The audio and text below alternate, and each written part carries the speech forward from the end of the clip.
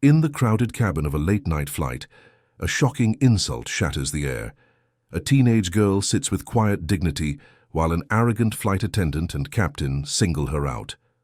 What begins as humiliation escalates with one symbolic act, and the girl responds with a calm but cutting line, leaving the cabin in stunned silence and a cliffhanger hint at her true power. "We don't want troublemakers like you sitting in first class. Stand up and move." The words tore through the pressurized cabin like an unexpected storm.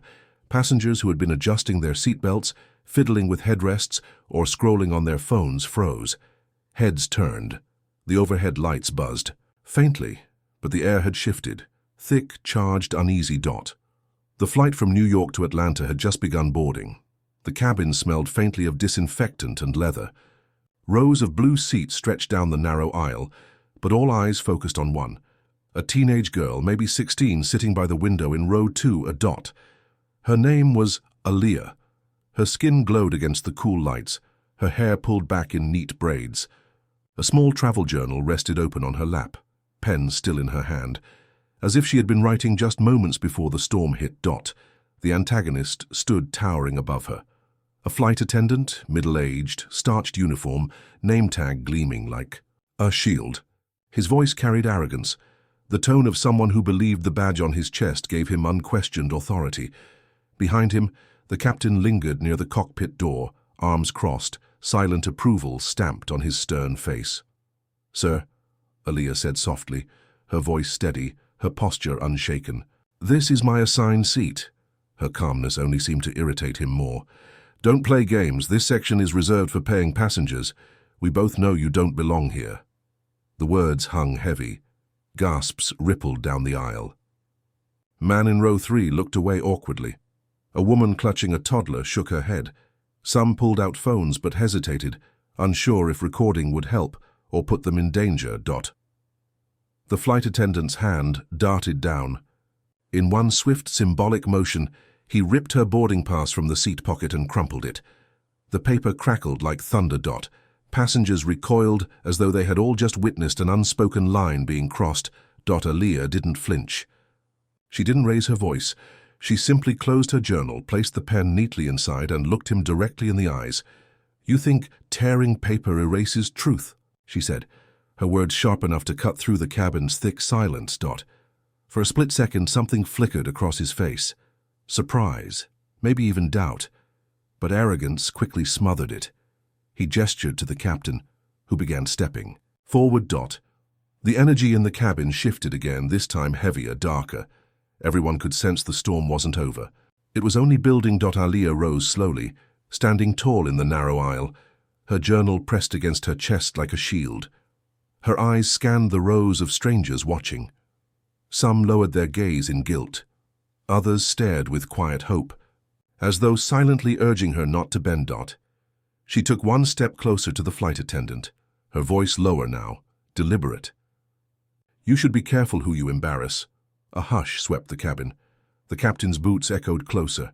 The flight attendant's lips curled into a smug smile, convinced he still owned the moment.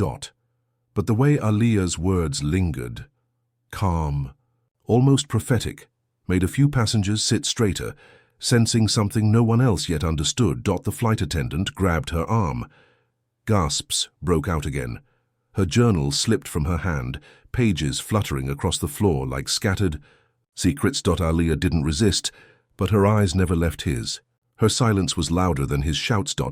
As he began dragging her down the aisle, her voice cut through the chaos one last time, steady and unshaken.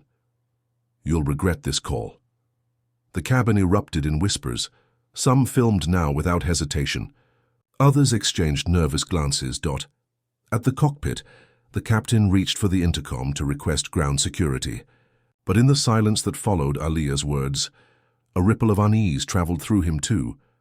Passengers didn't know it yet, but the girl they had just watched being humiliated held a truth none of them could imagine. Because the person she was about to call was the man who owned the very airline they sat in. And her phone was still in her pocket.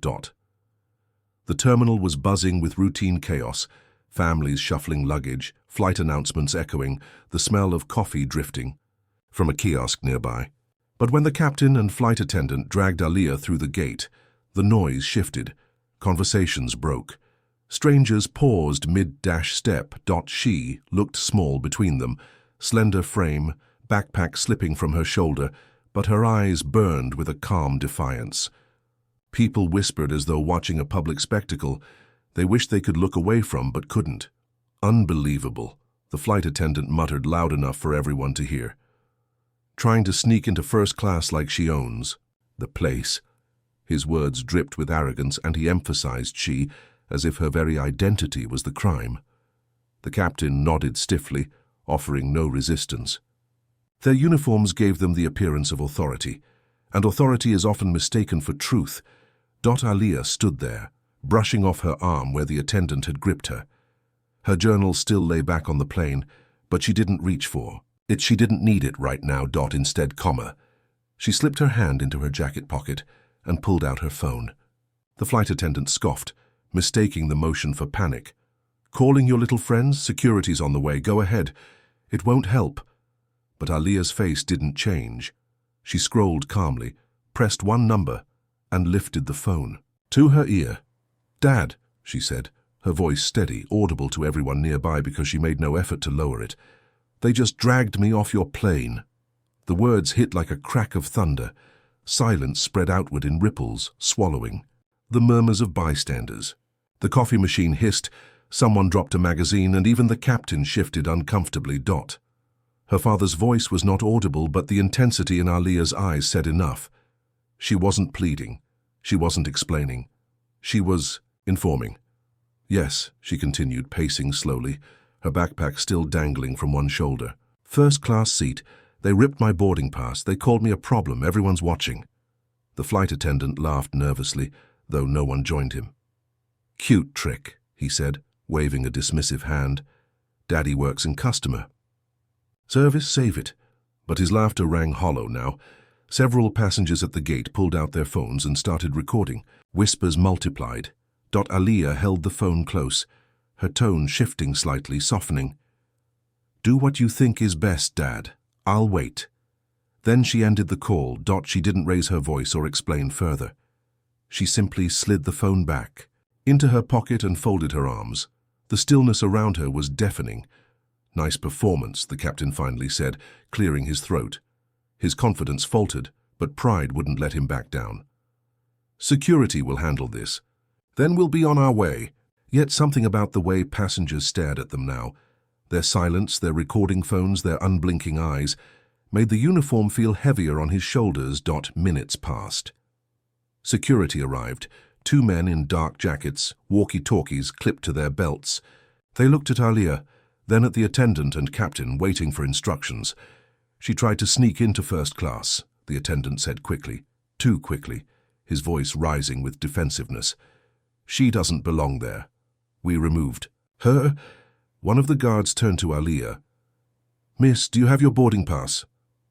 Before she could answer, a man in a grey suit approached briskly from down the terminal, his steps sharp, controlled. His badge glinted. "Regional Manager." "Stop," he commanded, raising a hand. Everyone froze. His eyes scanned the scene, then landed on Aliyah. Something in his expression shifted instantly. Recognition, then alarm. He addressed the captain and attendant coldly. "Do you have any idea who you just removed from that plane?" The flight attendant frowned, stammering. She was in first class without authorization." The manager cut him off with a look that could silence a storm. He turned back to Aliyah, his voice low but urgent. "Miss Williams, please accept my apologies. Your father has already been informed. He's on his way." Gasps swept through the crowd. The captain stiffened. The attendant's mouth fell open slightly, his arrogance draining faster than he could disguise it. Aliyah remained silent, her face unreadable, though her eyes burned steady. She hadn't needed to argue. She hadn't needed to shout. The weight of her father's name was already crashing down on them. But the story wasn't finished. Not yet. The passengers kept recording.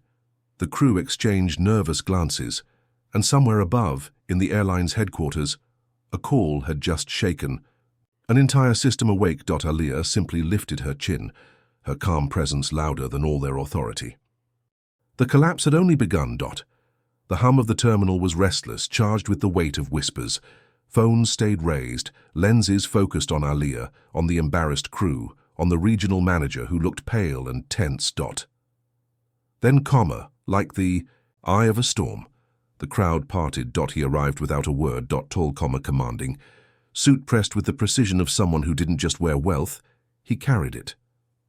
His gait was smooth yet powerful, the kind of stride that made people instinctively step aside. A gold watch glinted faintly under his cuff, but his eyes, sharp, unyielding, spoke louder than anything material. This was Richard Williams.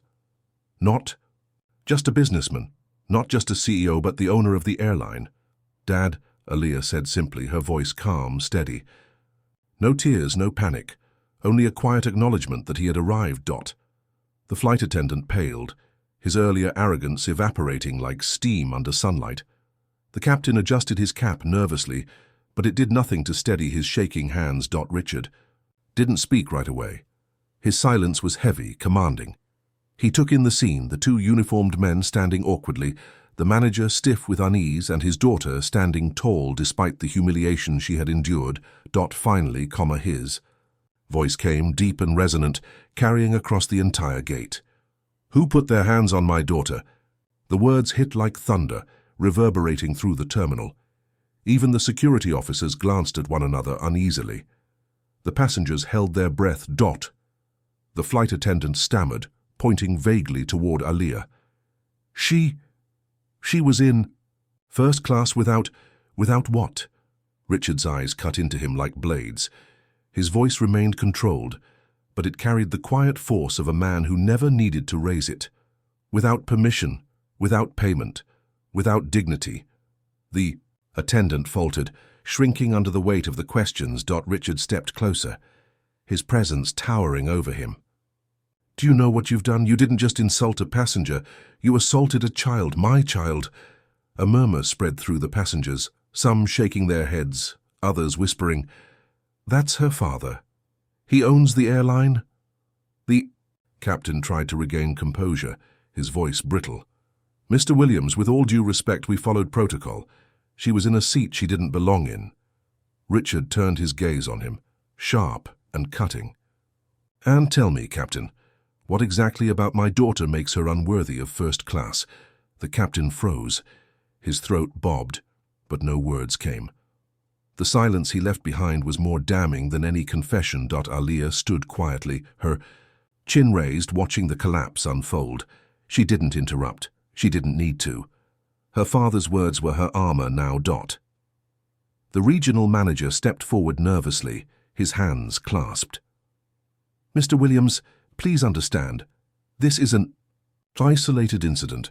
We deeply regret what happened. We'll handle it internally." Richard's glare silenced him. "Internally? This happened in front of 100 witnesses. You think silence will repair humiliation? You think quiet dismissal will erase the sting of arrogance?" His words weren't just for them. They were for everyone watching, everyone. Filming? His voice carried justice that the institution had long kept buried. The flight attendant's hands trembled. "Sir, I didn't know who she was." Richard leaned in closer, his voice lowering, colder. "That's the problem. You thought you knew who she wasn't." The attendant's face drained of color, sweat glistening at his temple. Aliyah finally stepped forward, placing her hand gently on her father's arm. Her calm voice cut through the thick air. "It's okay, Dad. I told them they'd regret this call." Her words echoed, connecting the moment back to when she had been dragged down the aisle. Passengers murmured in awe. Even those who hadn't understood before now realized this wasn't just about privilege, it was about dignity, about exposing arrogance that thrived in uniform and authority. Richard nodded slowly, his expression softening only when he looked at her. "I'll make sure they never forget." Security remained frozen, uncertain. The regional manager dabbed his forehead with a handkerchief. The captain stared at the floor. The flight attendant seemed to shrink into his uniform. But the collapse wasn't complete. This was only the first crack. Richard turned back to the passengers, raising his voice so all could hear. Ladies and gentlemen, my apologies that you had to witness this injustice, but I promise you, it will not be swept under the rug. Phones captured every second, whispers spread like wildfire. The owner himself. She's his daughter. They dragged her off his plane. For the crew. Reputations built over years had just begun to crumble. And for Aaliyah, her silence had transformed into the most powerful voice in the room. The storm was only beginning to. The terminal never went back to normal. Even after Richard Williams' commanding presence had silenced the crew, the air refused to settle. People didn't just witness injustice, they documented it. Dozens of phones were raised, recording from every angle: the ripped boarding pass, the dragging, the call, the arrival of the owner. By the time Richard placed his arm gently around Aaliyah and guided her toward a quiet corner, the videos had already left the terminal. Fingers tapped rapidly. Upload buttons clicked. Captions wrote themselves in real time. Black teen dragged off plane for not belonging in first class. Her dad owns the airline. The flames had been lit, in a small cafe near the gate. Richard asked his daughter softly, "Are you hurt?" "No," Aaliyah answered. Her voice remained steady, but her eyes betrayed a shadow of exhaustion. "Not physically." Richard's jaw tightened.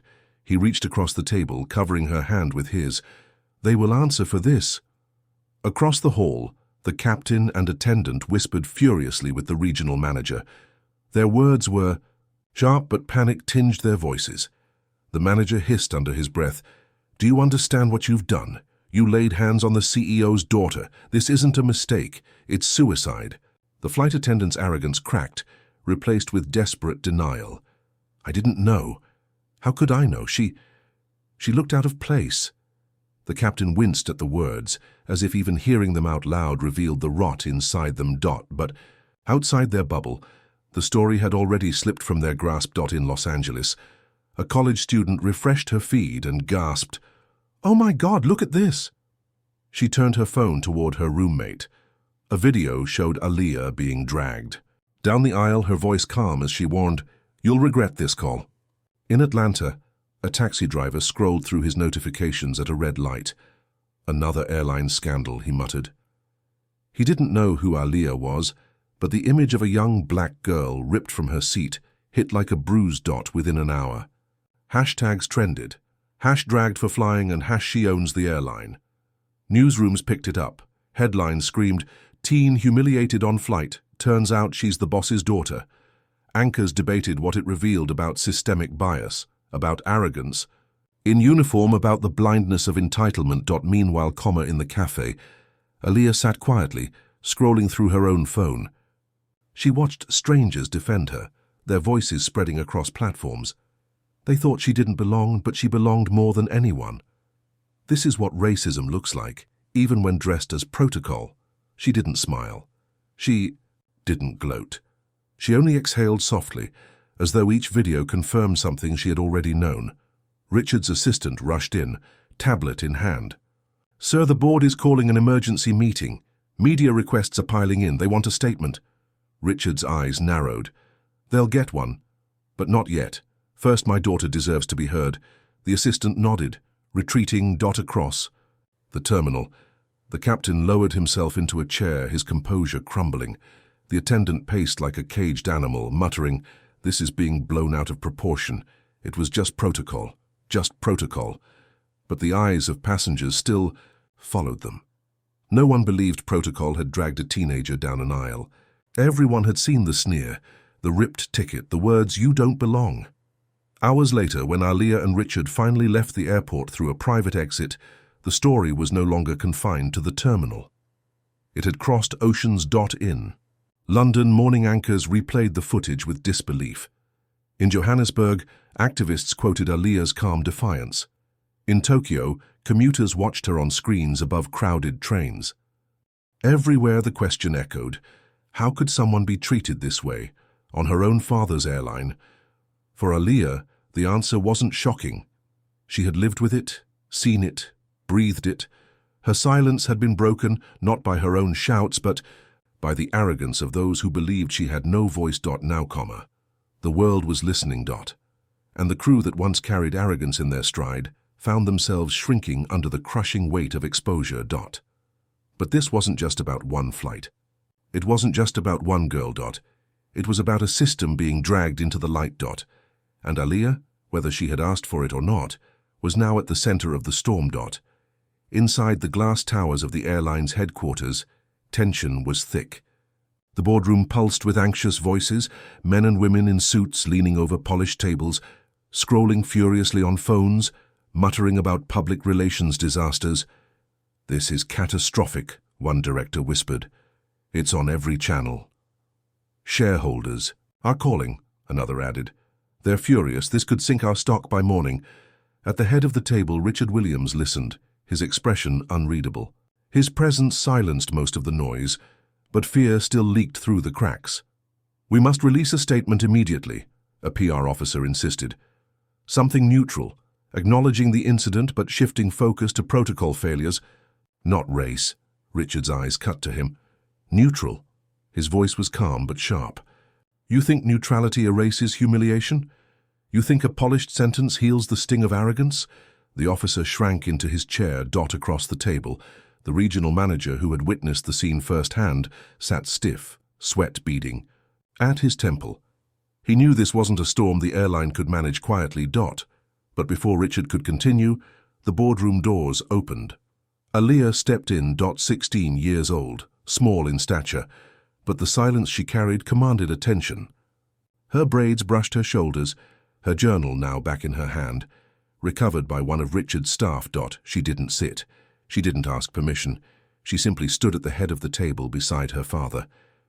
"Let me speak," she said. The room hesitated, uncertain. Richard turned to her, his face softening. "Aliyah," she lifted a hand. "They humiliated me in front of everyone. But this isn't about me. It's about what they thought they could get away with. If you let a corporate statement be my answer, then they win." Again. The directors exchanged nervous glances. None of them had expected this. None of them had expected her voice to be so steady, so unshaken. Richard nodded slowly, pride flickering in his eyes. "Go ahead then." Aliyah placed her journal on the table, opened to a blank page, and spoke. Not reading, not rehearsing, but pouring words like fire controlled by steel. "They didn't ask for my ticket. They didn't check the system. They didn't care who I was. They only saw someone who didn't belong in first class, someone who looked out of place. That's the truth. That's what every passenger filmed, and that's what the world sees now." Her words cut the silence. Directors shifted uncomfortably. One of them ripped my boarding pass, as if tearing paper erases proof. But what they tore was dignity, mine, and every person who has ever been told they don't belong. Phones buzzed on the table, notifications from news networks, trending hashtags multiplying, but no one interrupted. "I don't want silence," she continued. "I don't want apologies whispered in a back room. I want accountability. I want change. And I want the world to hear it from me." The PR officer swallowed, fumbling. "But if you speak directly, Miss Williams, the backlash has already begun," Aliyah said sharply, her voice steady. "The question is whether we hide or face it." Richard looked around the table, daring anyone to contradict her. None did. By evening, a camera crew was set up in a quiet conference hall. Reporters waited, unsure what to expect. The buzz of whispers filled the air until Aliyah walked in, her father at her side but deliberately one step behind. She approached the podium. Flashbulbs flickered. "My name is Aliyah Williams," she began, her voice echoing across the room, and into cameras streaming live to millions. "And a few hours ago I was dragged off my father's airline because someone decided I didn't belong where I was sitting." The room froze. She paused, letting the weight of her words sink in. "I could stand here and tell you I'm hurt. But the truth is, I'm not surprised. This isn't just about one flight.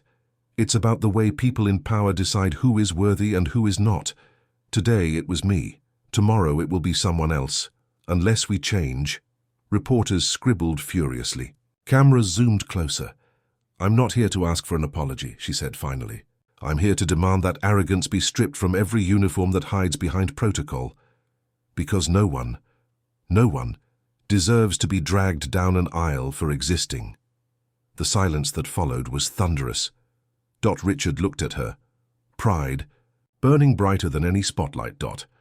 And for the first time, the airline wasn't speaking through polished statements. It was speaking through a teenager's unshaken dignity. The collapse of arrogance had truly begun. The morning after Aaliyah's speech, the world no longer saw the captain and flight attendant as professionals in crisp uniforms. They saw villains. Clips of their faces were replayed across networks, dissected online, and shared with captions that cut deeper than any punishment. This is the man who ripped her ticket. This is the captain who stood by and said nothing. In his small, suburban kitchen, the captain sat slumped over the table, his coffee untouched, the newspaper headlines screaming at him, "Dragged off her father's airline." His wife placed the paper down gently, her voice trembling. "They're saying you stood there and did nothing." He rubbed his temples. "It's complicated. Protocol doesn't look like silence," she snapped. "Protocol doesn't look like humiliation." He had no answer. His hands, which once gripped controls at 30,000 feet with confidence, now trembled around a cold mug. Across town, the flight attendant faced worse. Reporters stood outside his apartment, microphones thrust forward whenever he stepped outside. His phone buzzed with endless calls, not from colleagues, but from strangers leaving venomous messages. "You think you own the aisle?" One voicemail hissed. "You'll never walk it again." Neighbors avoided eye contact. Parents pulled their children closer when he passed. The uniform that once drew respect now marked him with shame. Inside headquarters, the airline board had no choice but to act. The regional manager called both men into his office. The blinds were drawn, the air heavy. "You've both been suspended pending investigation," he announced flatly. "Effective immediately." The flight attendant's face flushed red. "Suspended? For what? For doing my job?" The manager's eyes hardened. "Your job was to serve with dignity, not to drag a child down the aisle and tear her ticket in front of witnesses." The captain shifted uneasily. "This isn't fair. We didn't know who she was." "That's exactly the problem," the manager cut in sharply. "You thought her identity gave you permission. You thought she didn't belong." The flight attendant slammed a fist on the desk. "One mistake and I'm ruined." The manager leaned forward. "It wasn't one mistake. It was arrogance in uniform, and the world saw it." Silence followed. Both men realized this wasn't just suspension. This was exile. Outside, protests began forming at airports. Travelers held signs. "Dignity belongs in first class too." Others wore shirts with Aaliyah's words, "You'll regret this call." Everywhere they turned, the crew members were reminded of their collapse. At coffee shops, whispers followed them. At grocery stores, glares lingered. Their reputations unraveled thread by thread, until the uniforms felt like chains rather than badges. Meanwhile, Aaliyah remained steady. She hadn't gloated, hadn't demanded personal revenge. Her calm presence only deepened the contrast between her dignity and their downfall. One evening, as she sat on her porch writing in her journal, her father joined her. "They've been suspended," Richard said quietly. "The board will decide their final fate next week." Aaliyah didn't look up from her page. "Suspension isn't justice." Richard studied her, admiring the resolve in her voice. "Then what is?" She closed her journal slowly, lifting her eyes to meet his. "Justice is change. Justice is making sure no one else ever feels like I did in that aisle. Not just punishing them, but changing the system that allowed it." Richard nodded, a slow smile spreading across his face. "You sound more like an owner than I do." Aaliyah returned her gaze to the horizon. The sunset painted the sky in shades of gold and crimson, but her eyes burned with something brighter. Determination. For the crew members, the collapse had already begun. For the airline, the reckoning was only starting. And for Aaliyah, her voice had shifted from defense to leadership. What began as humiliation was transforming into a quiet revolution. The boardroom was supposed to be a fortress. Its mahogany table and tall-backed leather chairs had witnessed mergers, billion-dollar deals, and quiet settlements swept under thick rugs. But on this morning, the fortress cracked. Emails had flooded in, not from the public but from inside. Pilots, flight attendants, Ground crew, gate agents, people who'd carried the airline on their backs for decades. This isn't new. We've seen it before. I've kept quiet too long. The HR director stacked the printed pages onto the table. The pile was thick enough to make the CEO's jaw tighten. These are testimonies, she said, from our own employees. The Aliyah incident didn't create a problem. It revealed one. The CEO shifted uncomfortably. Anonymous complaints don't build cases. These aren't anonymous, she corrected firmly. They signed their names. They're ready to speak on record. The silence in the room was heavy. For years, silence had been the company's shield. A complaint here, a whisper there, always muffled before it reached the light. But now the floodgates had opened. In the break room of a regional airport. A group of gate agents huddled around a phone, watching Aliyah's speech again. Her words hit them harder than the headlines. She said what we've all wanted to say, one whispered. Remember when they demoted Clara? Another asked. Just for questioning why a white passenger got bumped up instead of a black veteran? They said she was insubordinate. Clara sat quietly in the corner, sipping her tea, eyes lowered. She had been shamed into silence once. Not anymore. I'm speaking up, Clara said finally, her voice steady. If she could face the world after being dragged like that, I can face HR. The others nodded, a ripple of courage spreading. Through the room, pilots, too, began sharing stories. One veteran captain, Salt and Pepper Beard, 40 years in the skies, spoke into a camera for an independent journalist. They tell us professionalism means silence, he said. But silence has cost too much. I've watched junior crew treated like they don't belong because of their race. I've watched black passengers humiliated because someone in uniform thought their authority was a weapon. I didn't speak. And that makes me guilty too. The clip went viral overnight. The man who once represented authority now represented accountability. His confession cut through polished PR statements and struck people where it mattered. The truth. Meanwhile, the flight attendant who dragged Aliyah found himself cornered. He had expected the airline to protect him, as it always had. Instead, his colleagues avoided him. In the crew lounge, conversations stopped when he entered. You set us all on fire, one attendant hissed as she brushed past him. But the harshest blow came from a young trainee, barely 22, who stared at him with shaking hands. You told me last year I'd never last in this job because of my hair, she said. Her curls framed her face defiantly. I believed you. I almost quit. But now the world knows who you really are. The words stung worse than the headlines, because they weren't strangers' judgments. They were the truth from someone he had crushed. Inside the airline, an emergency town hall was called. Hundreds of employees filled the auditorium, while thousands more streamed in virtually. The executives sat stiffly on the stage, staring at a crowd that no longer feared them. The microphone passed from hand to trembling hand. I've been called aggressive for raising concerns. I've been skipped for promotions while less experienced men advanced. I was told to smile more, to tone down my voice, to remember my place. The air grew thick with confession. Pain long buried surfaced raw and unpolished. Tears rolled. Voices cracked. And yet the room pulsed with something new. Freedom. At the back of the room, Aliyah and her father listened silently. She had been invited to observe, not to speak. And yet in every word she could hear echoes of her own humiliation. This wasn't her story alone. It was the story of hundreds. Richard leaned closer. Do you hear it? She nodded. The silence breaking. The executives tried to regain control. We are forming a committee. A voice from the crowd cut them off. No more committees, no more silence. We want change, not paperwork. The room erupted in applause. It was a thunderclap of defiance that shook the stage.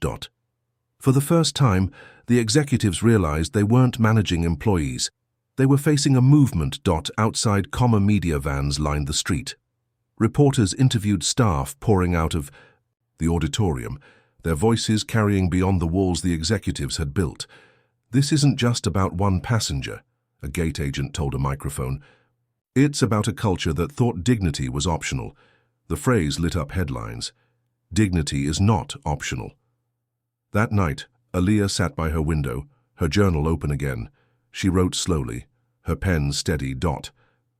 They dragged me down the aisle, but they couldn't drag down my voice. Now it's their own employees who are speaking. The silence is gone, the walls are cracking, and once cracks appear, they never stop spreading. She closed the journal, whispering softly to herself, "This isn't just my fight anymore.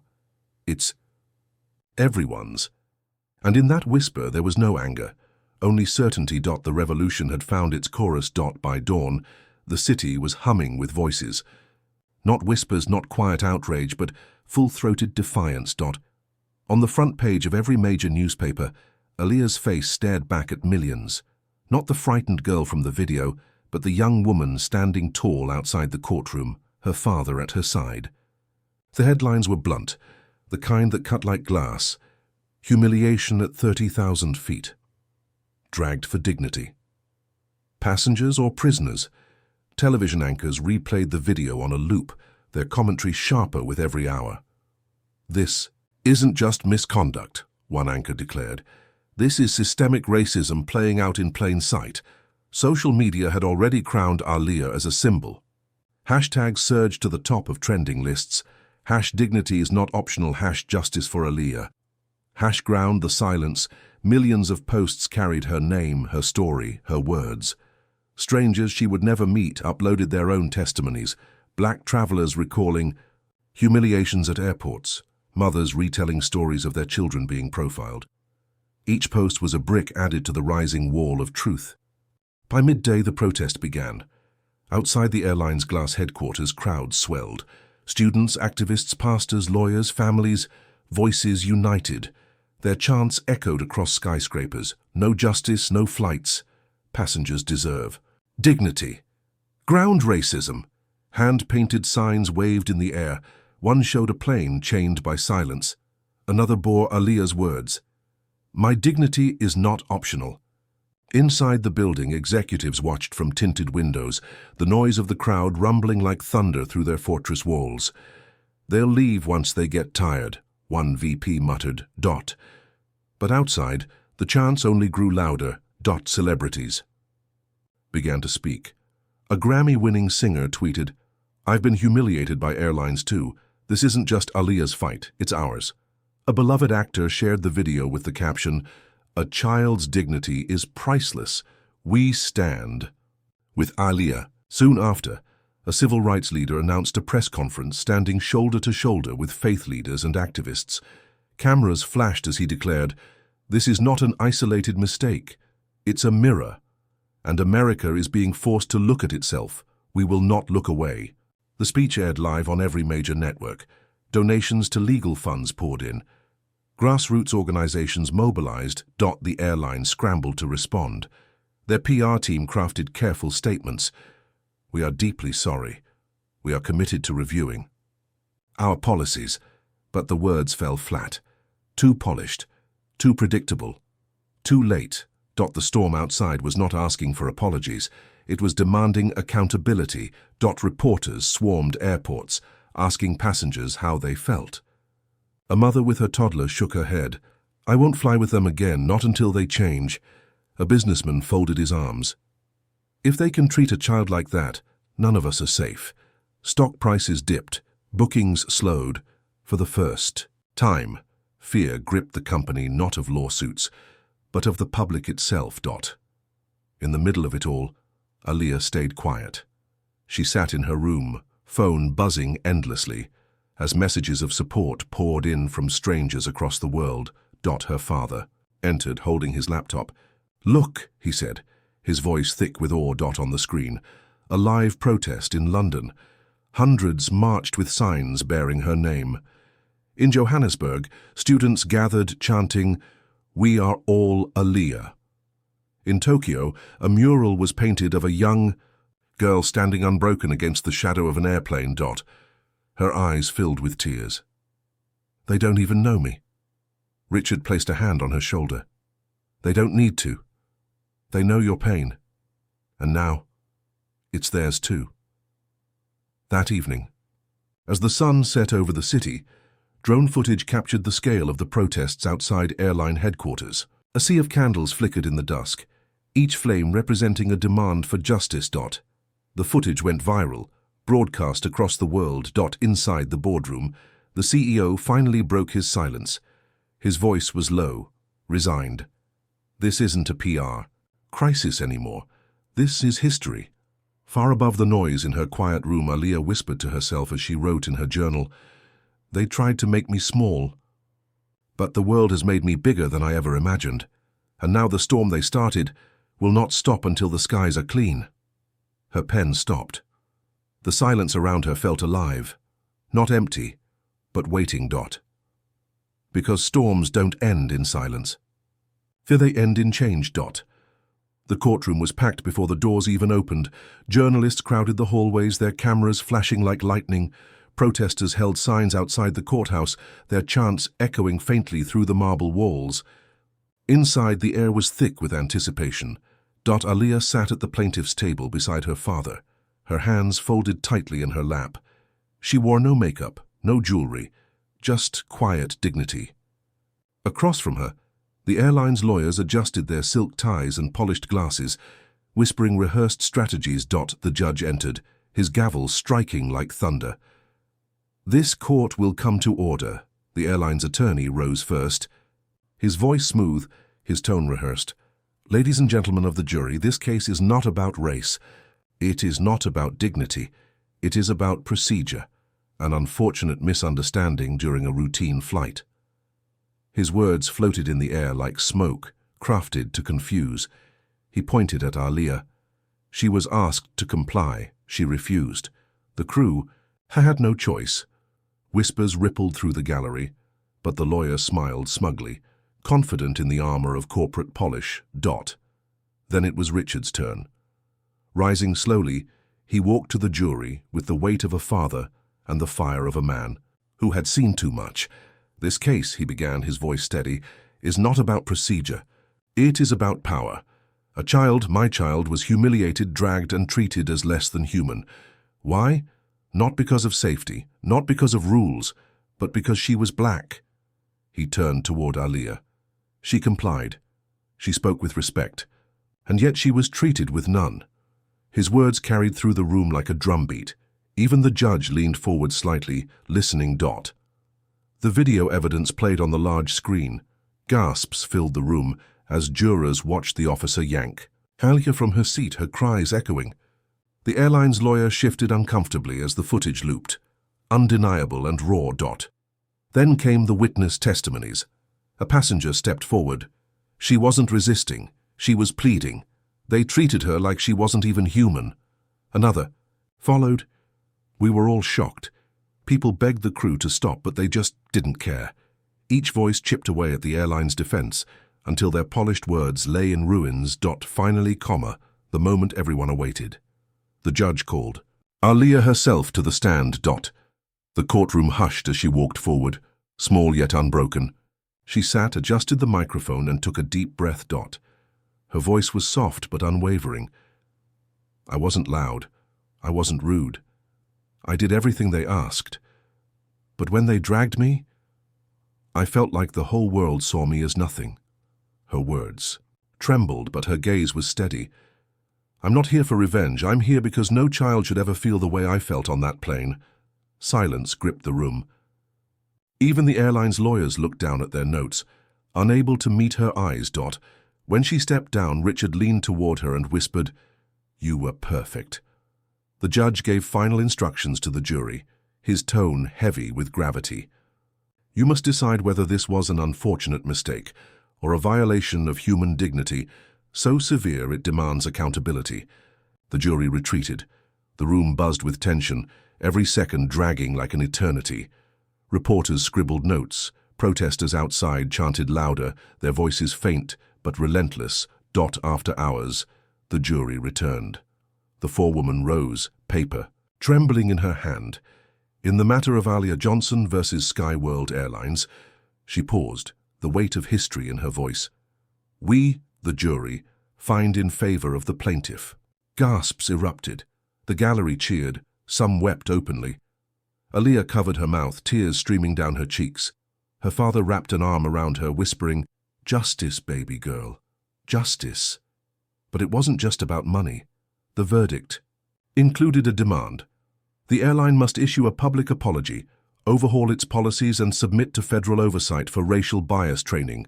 The CEO sat frozen, his empire collapsing in real time.